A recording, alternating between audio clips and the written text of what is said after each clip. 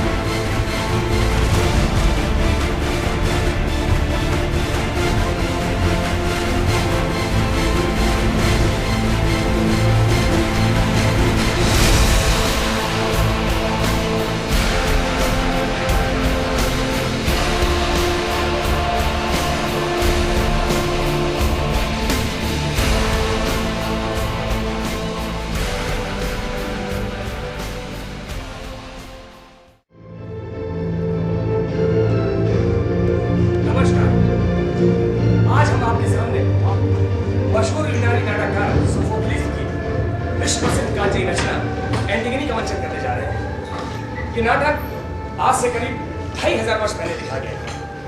Sophocles के नाटकों में एंटिगोनी सबसे ज्यादा पॉपुलर हुआ।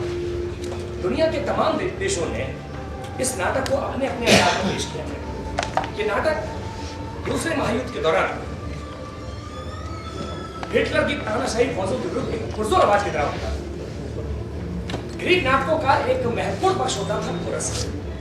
उस समय इनकी संख्या 12 से 15 हुआ करती थी, पर ज़ियाउलुई के एडप्टेशन में केवल एक ही कोरस है, जो नाटक के शुरू में आकर मेरी तरह नाटक के शुरू होने से पहले की और नाटक के दौरान होने वाली सारी घटनाओं को दर्शकों को बताता। और इस नाटक की क्यूरियोसिटी आगे तक बनी रही। और इसका रोमांच अंत तक कायम है, इसलिए हम इसके अंदर की स्टोरी को जाहिर नहीं करेंगे, बल्कि नाटक के पहले के घटनाक्रम की थोड़ी सी जानकारी आपको जरूर देना चाहिए। एडिपस यूनान के थीब्स नगर राज्य में शासक था। उसके 2 लड़के और 2 लड़कियां थी। उसके बाद उसकी हुकूमत के 2 लड़के वारिस बने और यह तय पाया गया कि 1-1 साल के लिए सत्ता संभालेंगे, परंतु बड़े भाई एटोक्लीज ने 1 साल तक सत्ता संभालने के बाद दूसरे के लिए छोड़ने से मना कर दिया। इस पर छोटे भाई पॉलिसिस ने बाहर के 6 शहजादों के साथ मिलकर हुकूमत के खिलाफ जंग छेड़ दी और जंग के दौरान दोनों एक दूसरे के हाथों मारे गए। अब क्रियो ने यहाँ का सुल्तान उसने हुक्म जारी किया कि एटोक्लीज को, जिसका उसने साथ दिया था, पूरी शान और शौकत के साथ दफनाया जाए और पॉलिसिस की लाश को चील कौओं और कुत्तों के खाने के लिए यूं ही मैदान में छोड़ दिया जाए। और साथ में यह भी फरमान जारी किया कि कोई भी शख्स इसकी मौत पर मातम मनाएगा या उसकी लाश को दफनाने की कोशिश करेगा तो मौत के घाट उतार दिया जाएगा। लेकिन ये बात एंटीगोना वो बड़ी बहन इज़बनी से कहती है कि हम लोग रात के अंधेरे में चुपचाप जाकर पॉलिसिस की लाश को दफना दें, लेकिन मौत के डर से इज़बनी की हिम्मत नहीं पड़ती। लेकिन एंटीगोना का दिल नहीं मानता। वो चुपचाप जाकर रात में पॉलिसिस की लाश को मिट्टी से ढक देती है और यहीं से महल लौटने पर इस नाटक की शुरुआत होती है।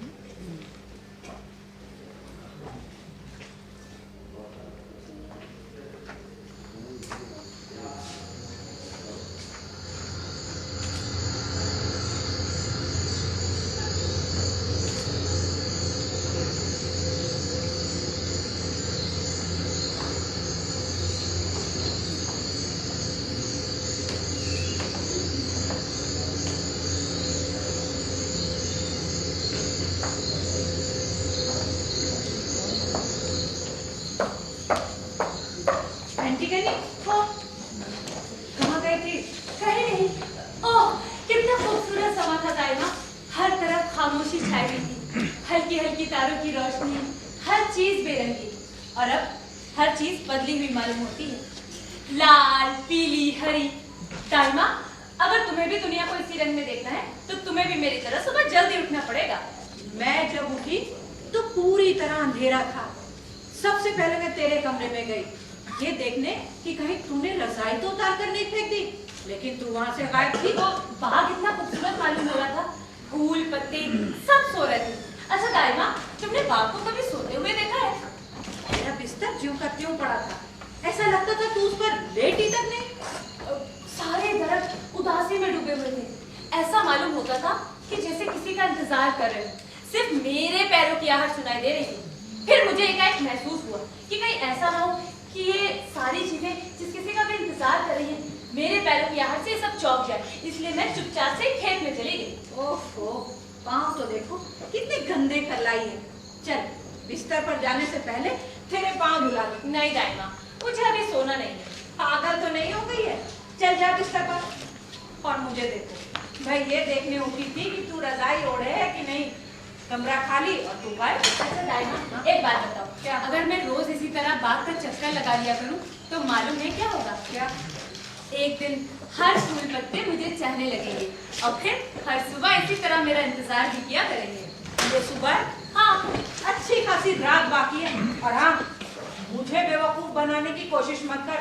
पहले मुझे ये बता कि तू गई कहाँ थी? सच्ची तो कह रही हूँ दाई माँ, बिल्कुल अंधेरा था और घूमने निकल गई, ये सोच के कि सुबह तो होने ही वाली है और बस। और बस जैसे ऐसे मालूम नहीं कि मैं किस बारे में बात कर रही हूँ। मैं ये सब खेल बहुत अच्छी तरह जानती हूँ। बता कहाँ गई थी बेहया लड़की? मैं बेहया नहीं। तू किसी से मिलने गई थी है ना? खबरदार जो मुझसे झूठ बोली तू। हाँ दाई माँ, मैं किसी से मिलने गई। किसी चाहने वाले से? हाँ दाई माँ, किसी चाहने वाले से। बेचारा, मेरा भी एक चाहने वाला है। ओह, तो ये खेल खेला जाता है? तुझे शर्म नहीं आती? एक शहजादी, एक बादशाह की लड़की रात के अंधेरे में अपने चाहने वालों से मिलने जाती है। और तो और तू शायद हेमंत को भी भूल गई, जिससे तेरी मंगनी हो चुकी है, शादी की तैयारियां चल रही हैं, और तू है कि रात के अंधेरे में अपने आशिकों से मिलने जाती है।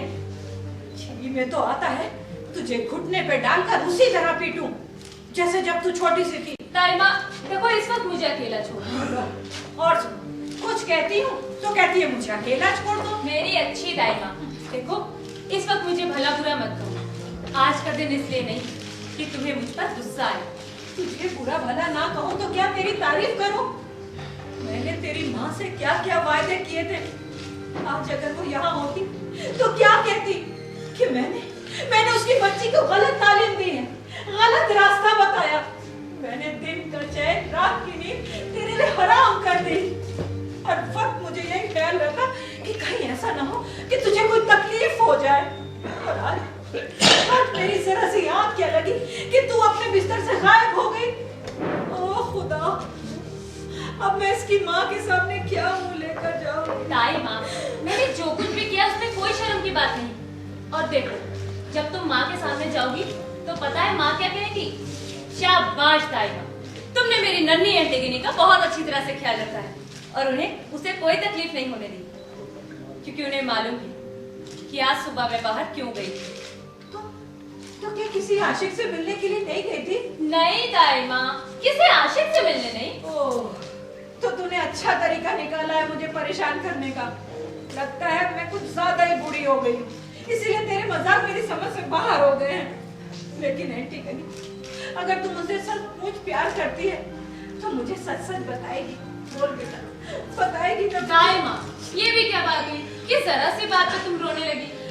मैं बिल्कुल पाक हूँ और कसम खाकर के कहती हूँ कि सिवाय हेमंत के और किसी से मोहब्बत नहीं करती। और देखो, अगर तुम चाहो तो मैं ये भी कसम खा सकती हूँ कि सिवाय हेमंत के और कभी किसी से मोहब्बत नहीं करूँगी। अब ये आंसू बचा कर रखो दाई माँ, शायद फिर कभी इनकी जरूरत पड़े तुम्हें। हाँ? ये क्या कह रही है? एंटीगनी, हाँ, तुम इस वक्त यहाँ क्या कर रही हो? मैं भी तुम्हारे कमरे से होकर आ रही हूँ। बोलो, वो दूसरी वाली भी चली आ रही है। अरे तुम दोनों दीवानी हो गई हो क्या? सुबह सुबह इधर से उधर टहल रही हो, सर्दी का ये आलम, और इन पर तो जैसे कोई फर्क ही नहीं पड़ रहा। दाई माँ, देखो तुम जाओ, सच मुझे बिल्कुल ठंड नहीं लगती है, पर हाँ अगर तुम मेरे लिए थोड़ा सा नाश्ता बना दो तो कितना अच्छा होगा। मेरी भी मती मारी गई है, मुझसे ये भी नहीं हुआ कि अपनी बच्ची के लिए कुछ बना कर दिया। तब से बैठी टर किए जा रही। एंटीगनी, हाँ तुम्हारी तबीयत खराब है क्या? नहीं तो, ऐसी तो कोई बात नहीं, वो बस जरा सी थकावट है। आज सुबह मैं जल्दी उठ गई थी ना। मैं भी बिल्कुल ना सो सकती। क्यों? तुम्हारे नींद ना आने की तो कोई वजह भी नहीं है। एंटीगनी, मजाक मत उड़ाओ। मजाक ना उड़ा रही हूँ इस बिनी, सच्ची तो कह रही हूँ। अरे वाह, आज की सुबह तो तुम कितनी खूबसूरत मालूम हो रही हो। अच्छा तुम्हें याद है, मैं तुम्हें बचपन में बहुत शैतानी करते थे हम लोग, हैं? मैं तुम्हारे खूबसूरत लिबास में कीचड़ में डाल देती थी, छोटे छोटे कीड़े मकोड़े पकड़कर तुम्हारी गर्दन पर डाल देती थी। और जानती हो, मुझे वो दिन भी बहुत अच्छे से याद है जब मैंने तुम्हें एक दरख्त से बांधकर तुम्हारे बाल काट दिए थे। तुम्हारे खूबसूरत बाल, रेशम की तरह मुलायम और चमकदार। जो कहना चाहती हो साफ साफ क्यों नहीं कह देती हो? इधर उधर की बातें क्यों कर रही हो? मैं इधर उधर की बातें तो नहीं कर रही हूँ। देखो एंटीगनी, मैंने इस बारे में काफी सोचा। रात भर वही ख्यालात मेरे दिमाग में चलते रहे। तुम पागल हो गई हो। अच्छा, ये काम हम नहीं कर सकते। क्यों नहीं? क्रियॉन हम दोनों को मौत की सजा दे देगा। वो तो जाहिर है, वो अपना फर्ज पूरा करेगा और हम अपना। उसके लिए मौत का हुक्म सुनाना उतना ही जरूरी है जितना कि हमारे लिए अपने भाई पॉलिनाइसिस को जाकर दफन करना। और कोई रास्ता मेरी निगाह में तो नहीं है। हाँ, अगर तुम बता सकती हो तो बेशक बता दो। मैं मरना नहीं चाहती। अच्छा, तो तुम्हें लगता है कि मुझे मरने का शौक है? पागल मत बनो एंटीगनी। देखो मैं तुमसे बड़ी हूँ। मैंने आज तक हर काम सोच समझ कर किया। बस इसी चीज की तुम में कमी है। तुम अपनी मनमानी करती रहती। कोई चीज तुम्हारे दिमाग में आई और तुम कर बैठी। ये नहीं कि पहले भला बुरा सोच लो। कभी कभी ज्यादा सोचना भी नुकसानदेह साबित होता है इसमें। अब तुम अगर समझना ही नहीं चाहती हो तो मैं क्या कह सकती हूँ? देखो एंटीगनी, मैं जानती हूँ जो भी हुआ बहुत ही बुरा हुआ। पॉलिनाइसिस के लिए मेरा दिल भी उतना ही रो रहा है जितना कि तुम्हारा। लेकिन अगर इसके बावजूद देखा जाए तो ग्रेयॉन ने जो कुछ भी किया एक तरह से ठीक ही किया। पर मैं इस बात को नहीं मानती। वो यहाँ के सुल्तान है, मजबूरन ये करना पड़ा। लेकिन मैं यहाँ की सुल्तान नहीं हूँ और मुझे कोई मजबूर नहीं कर सकता। नन्ही एंटीगनी के दिमाग में जहाँ कोई बात आई नहीं कि सबने ले जाके उसे कोने में डाल दिया या फिर एक कमरे में बंद कर दिया। और नन्ही एंटीगनी को चाहिए कि वे सब कुछ चुपचाप से सह ले। देखो एंटीगनी, तुम समझने की कोशिश करो, मेरी सलाह मानो। अक्सर मेरी राय तुमसे ज्यादा सही होती मुझे है। तुम्हारी सही राय नहीं चाहिए। अरे समझने की कोशिश तो करो। समझने की? पहला लफ्ज जो मैंने तुम लोगों के मुंह से सुना वो समझना ही था।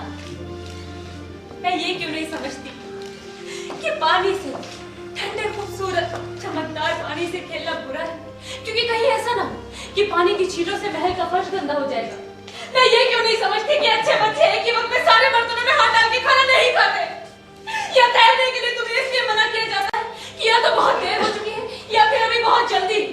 और इसमें क्या कभी किसी ने ये समझने की कोशिश की है कि बच्चों को तैरने दिया जाए, क्योंकि इसमें तैरने का उनका दिल कर रहा है? समझना समझना समझना नहीं समझना मुझे सब कुछ समझने के लिए अभी पूरी जिंदगी पड़ी। अगर जिंदगी कुछ बाकी है तो वो हमसे ज्यादा ताकतवर हैं। यहाँ के सुल्तान हैं। सारा शहर उनके साथ है। अरे उनके एक इशारे पर लोग जान देने को तैयार हैं। मैं और कुछ सुनना नहीं चाहती। एंटीगनी, जब उन्हें ये पता चलेगा कि हमने भाई की लाश को दफना दिया तो वो हमारे खून के प्यासे हो जाएंगे। हजारों आंखें हमें घूरेंगी। हजारों हाथ हमारी तरफ बढ़ेंगे। वो हमें वहशियों की तरह खींच खींच कर तरह तरह की अज़ियतें पहुंचाएंगे। उस वक्त हमारी चीखें, हमारे आंसू किसी भी तरह उन्हें समझा नहीं सकेंगे कि हम जिंदा रहना चाहते हैं, मरना नहीं चाहते। नहीं एंटीगनी, नहीं, मैं ये सब कुछ बर्दाश्त नहीं कर सकती। तुमने हर पहलू पर कितनी अच्छी तरह से गौर कर लिया इसमें। सारी रात वही ख्यालात मेरे दिमाग में चलते रहे। एक पल को तो लगता था कि दिमाग फट जाएगा। लेकिन एंटीगनी, तुमने भी तो ये सब कुछ सोचा होगा ना? हाँ, काफी से ज्यादा। मैं बहुत बुज़दिल हूँ एंटीगनी। बुज़दिल तो मैं भी हूँ, लेकिन इसका उस चीज से क्या ताल्लुक? लेकिन एंटीगनी, तुम नहीं चाहती कि तुम जिंदा रहो? मैं नहीं चाहती कि मैं जिंदा रहूं। तो फिर कौन थी वो जो सुबह की खुली हवाओं में झूमकर सांस लेती थी? और कौन थी वो जो सबसे आखिरी में बिस्तर पर जाती थी, वो भी सिर्फ इसलिए कि थकान से चूर होकर वो खुद ही बिस्तर पर गिर पड़ती थी? और कौन सी नन्ही बच्ची थी वो जो सिर्फ इसलिए रो पड़ती थी कि खेतों में इतने सारे छोटे छोटे जानवर होते थे जिन सबको वो छू नहीं सकती थी और जिन सबसे वो दोस्ती नहीं कर सकती थी? वो लड़की थी मेरी प्यारी एंटीगनी। बच्चों, मुझे तुम कहती हो ना कि तुमने सब कुछ सोच लिया, सब कुछ। चीखे मारता हुआ हुजूम, तकलीफ, मौत का खौफ।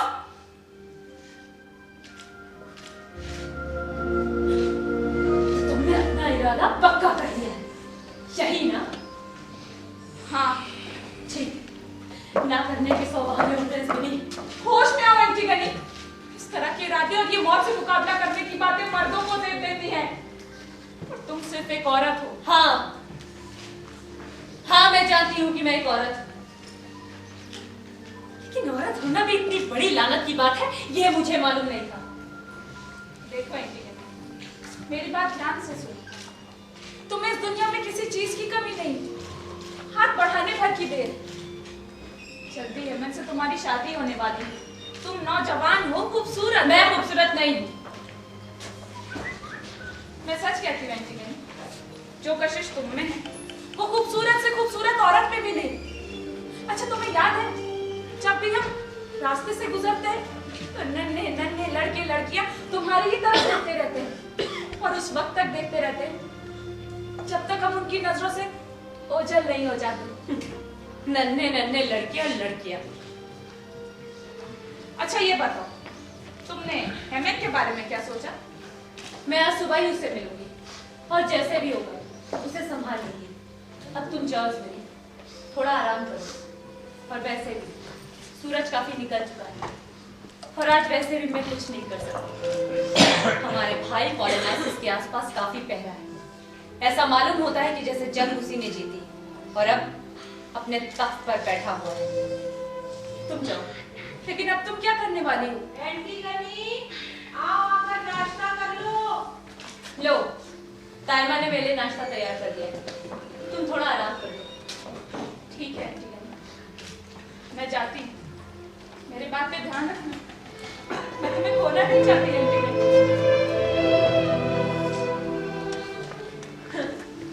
बेचारी इस्मिनी। एंटीगनी, चलो बेटा अंदर चलकर नाश्ता कर लो। नहीं दाइमा, मुझे भूख नहीं है। क्यों, क्या बात है मेरी बच्ची? कुछ नहीं दाइमा, बस यही कि तुम इस वक्त यहाँ मेरे पास बैठी रहो। दाइमा, ऐसा मालूम होता है कि आज मैं फिर से नन्ही सी बच्ची बन गई और मेरी दाइमा मुझे अपनी बाहों में लिए है। दाइमा, तुम्हें याद है जब मैं बचपन में सोते सोते एक चीख उठती थी तो तुम मुझे अपने इन्हीं बाजुओं में छुपाकर फिर से सुला देती थी।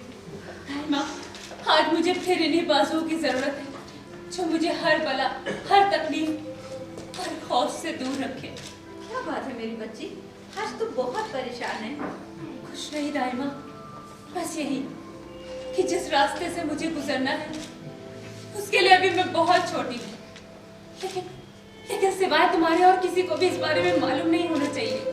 किस बारे में मेरी बच्ची? कोई खास बात नहीं है दाइमा। देखो ना कितना अच्छा है ना कि तुम इस वक्त यहाँ मेरे साथ मौजूद हो और तुम्हारा हाथ पकड़ने से मेरी कितनी हिम्मत बन जाती है। ओ मेरी अच्छी दाइमा। ओ मेरी प्यारी एंटीगनी। अरे दाइमा, वो मेरे हिरन का बच्चा गजाल, उसको क्या हुआ? वादा करो दाइमा कि तुम कभी भी उसे बुरा भला नहीं कहोगी। उस हिरन के बच्चे को जो अपने कीचड़ भरे खुरों से तमाम महल की फर्श गंदा करता रहता है, उसे बुरा भला ना कहूँ तो क्या उसकी तारीफ करूँ? लेकिन फिर भी दाइमा, तुम मुझसे वादा करो। अच्छा, तो तू चाहती है कि वो तमाम महल गंदा करता रहे और मैं उसे कुछ ना कहूँ, है ना? ठीक है, आज तो तू मुझसे जो चाहे मनवा ले, जो चाहे करवा सकती है तू। हाँ, और वादा करो कि तुम मुझसे बातें भी क्या करोगी। कभी कभी नहीं, हर रोज। मैं तेरे हिरन के बच्चे से बातें करूँ? हाँ, ठीक वैसे ही जैसे मैं गजाल से बातें किया करती हूँ। अरे जब तू यहाँ मौजूद है तो मुझे क्या पड़ी कि मैं तेरे हिरन के बच्चे से बातें करूं? लेकिन दाइमा, अगर मैं कल को किसी वजह से गजाल से बात न कर सकी तो? लेकिन वो कौन सी वजह है बेटा? और दाइमा, अगर वो मेरे लिए बेताब होकर मुझे महल में यहाँ वहाँ ढूंढता फिरे या दरवाजे से लगकर खड़ा वो बेचारा मेरा इंतजार करे या फिर उसकी बड़ी बड़ी आंखें उदास होकर बहने लगे तो दाइमा, पर रहम खाकर उसे कोई ऐसी दवा दे देना जिससे कि वो हमेशा हमेशा के लिए सो जाए। एंटीगनी, ये तुझे क्या हो गया है बेटा? तू अंधेरे तो बाहर निकल गई, ना कुछ खा रही है ना पी रही है, और तो और तू उस हिरन के बच्चे की जान लेने पर आमादा है। क्या बात है मेरी बच्ची, बता ना मुझे, क्या बात है? खास बात नहीं। वो देखो हेमन आ गया दाइमा। हाँ, तुम जाओ दाइमा, लेकिन भूल मत जाना गजाल के लिए जो तुमने मुझसे वादा किया है। हाँ हाँ, मुझे याद है क्या वादा किया है ये लड़की भी तो। ओह हेमन, ओ आंटी गई। मैं कितनी बेवकूफ थी कि कल शाम में तुमसे लड़कर चली आई। मुझे माफ कर दो, सारी गलती मेरी थी। तो कहो ना, तुमने मुझे माफ कर दिया ना? मैंने तो तुम्हें उसी वक्त माफ कर दिया था। तुमने दरवाजे से बाहर कदम निकाला ही था और तुम्हारे सेंट की भीनी भीनी खुशबू मेरी सांसों में ही थी कि मैं तुम्हें माफ कर चुका था। वो सेंट तुमने चुराया था किससे? इस मिनी से। और वो खूबसूरत कपड़े, वो गहने, इस मिनी से ही। और वो कौन खुशनसीब था जिसके लिए तुम इतना सजी थी? मैं तुम्हें सब कुछ बताऊंगी। ओह हेमन, मैं कितनी बेवकूफ थी कि कल की सारी शाम मैंने बर्बाद कर दी, सारी खूबसूरत शाम। अभी तो और बहुत सी शामें आएंगी। शायद अब नहीं। पगली, अरे मोहब्बत में तो रूठना जरूरी होता है। अगर तुम रूठोगी नहीं तो मैं तुम्हें मनाऊंगा कैसे? मैं सचमुच पागल हूँ, है ना हेमन? आओ बैठो। हेमन, तुम्हें याद है मैंने तुमसे एक वादा किया था कि शादी के बाद एक बेटा तुम्हें गोद में लूंगी हाँ और उसे दुनिया भर की बलाओं से बचा कर रखूंगी। हाँ, मैं जानता हूँ। तुम्हें यकीन है कि मैं तुम्हारे लिए एक अच्छी बीवी साबित हो पाऊंगी? हाँ, दुनिया भर से अच्छी। पर उस रात जब तुमने मुझसे शादी का वादा किया था, तुमसे कोई गलती तो नहीं हुई थी ना? गलती? हाँ, वो जश्न की उस रात जब तमाम महल रोशनी से जगमगा रहा था, सभी लोग जश्न मना रहे थे, पर मैं अकेली एक चुपचाप कोने में बैठी थी। तुम मेरे पास आए, मेरा हाथ अपने हाथों में लेकर अपनी मोहब्बत का इजहार किया। तुम्हें यकीन है ना हेमन कि तुमसे कोई गलती तो नहीं हुई? कैसी गलती है टिकट? तुम्हें यकीन है कि तुम्हें मेरी ही तलाश थी, वहाँ किसी और लड़की की नहीं? क्या तुम्हारे दिल में भूले से भी कहीं ये ख्याल तो नहीं आया कि तुमने मेरी बजाय इस मिनी को शादी के लिए प्रपोज क्यों नहीं किया? पागल मत बनो एंटीगनी। तुम ही अच्छी तरह जानती हो कि मैं तुम्हारे सिवाय और किसी से प्यार नहीं करता। इस मिनी जवान है, खूबसूरत है, मुझसे कहीं ज्यादा खूबसूरत है। वो खिले हुए फूल की तरह हमेशा मुस्कुराती रहती है। वो जिधर से गुजर जाती है लोग बस उसी को देखते रह जाते हैं। देखो एंटीगनी, तुम ओह हेमन, तुमसे इस किस्म की बातें करते हुए मुझे बहुत शर्म आ रही है। हाँ, ये सच है कि तुम्हारी बीवी बनकर मैं अपने आप पर फख्र करती और तुम्हें खुश रखने के लिए मैं कोई कसर नहीं उठा रखती। मैं जानता हूँ एंटीगनी। बस मुझे तुमसे दो बातें और कहनी, पर वादा करो हेमन, जब मैं वो बातें पूरी कर लूं, बगैर कोई सवाल किए तुम चुपचाप यहाँ से चले जाओगे, चाहे इन बातों में तुम्हें कितनी ही तकलीफ क्यों ना हो। कसम खाओ, ऐसा ही करोगे? लेकिन ऐसी क्या बात है जो तुम मुझसे कहना चाहते हो? पहले तुम कसम खाओ कि बगैर कोई सवाल किए चुपचाप यहाँ से चले जाओगे। हेमन, तुम सुन रहे हो ना? प्लीज अपनी इस पगली एंटेगनी की आखिरी ख्वाहिश पूरी कर दो। देखो देखो, इसके बाद मैं तुम्हें कभी भी परेशान नहीं करूंगी। ठीक है, अगर तुम जिद करती हो तो मैं कसम खा लेता हूँ, लेकिन ये सब कुछ मुझे बहुत अजीब सा लग रहा है। देखो, मैं तुम्हें बताती हूँ ना कि कल शाम में तुम्हारी बीवी क्यों बनना चाहती थी। वो इसलिए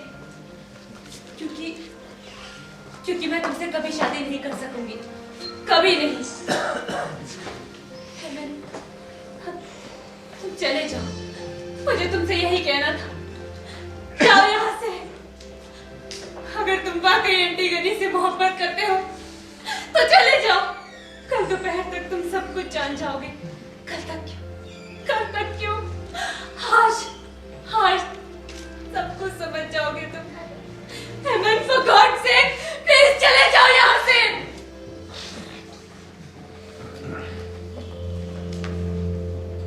ठीक है, अगर तुम जिद करती हो तो चला जाता हूँ।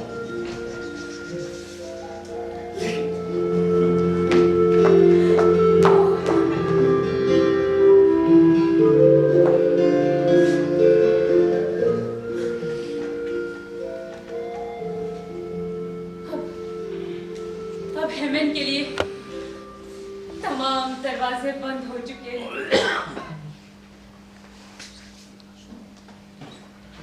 एंटीगनी, हाँ, क्या हुआ? तुम सोए नहीं अभी तक? नहीं एंटीगनी, मुझे नींद नहीं आ रही। वो खौफनाक मंजर मेरी आंखों के सामने घूम रहा है। हालांकि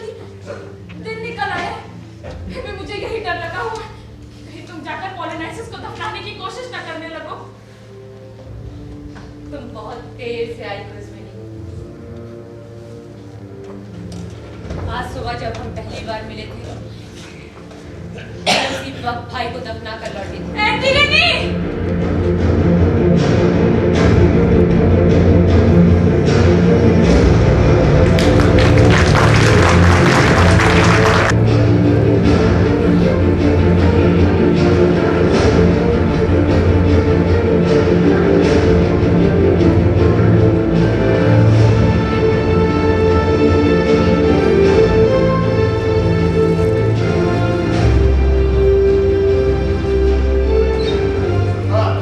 लाश के पहरेदारों में से एक आपसे मिलना चाहता है। उससे मिलना चाहता है? मगर क्यों? बुलाओ उसे। जी सुल्तान।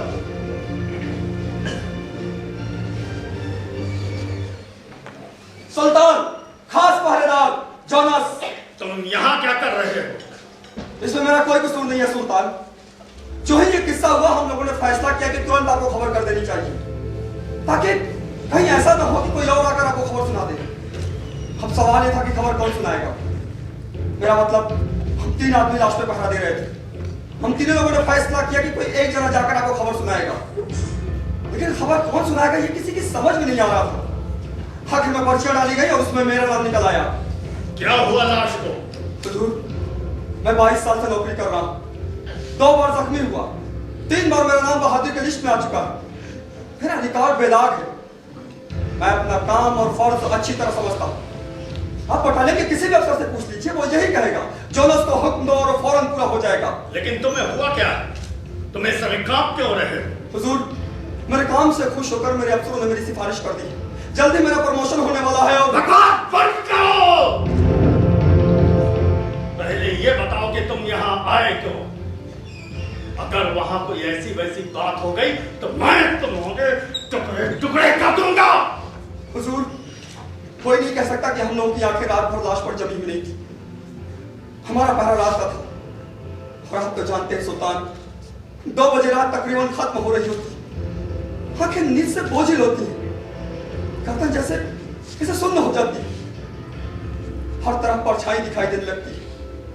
कल रात भी ठंड की वजह से चारों तरफ धुंध छाई हुई थी।